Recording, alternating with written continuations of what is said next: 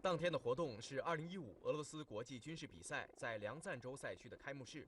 俄罗斯空军组织了丰富的表演项目，在歼击机空中搏斗、轰炸机投弹和重装备伞降等活动中，主要现役战机悉数登场。当地时间中午12点左右，一架米28N 武装直升机在空中飞镖飞行表演中坠毁，坠毁地点在靶场区域，离观众席较远。场地上已是浓烟滚滚，数辆消防车驶入事发现场进行灭火作业。据悉，事故造成1名飞行员死亡，另1名飞行员被送往医院抢救。事故发生后，俄罗斯空军总司令邦达列夫发表了简短声明。Сработала сигнализация об отказе второй гидросистемы и сработала речевая информация отказ гидросистемы. Летный состав боролся за жизнь вертолета.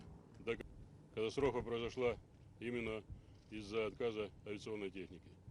Полеты на Ми-28 мной приостановлены. Комиссия под моим руководством работает до выяснения причин катастрофы.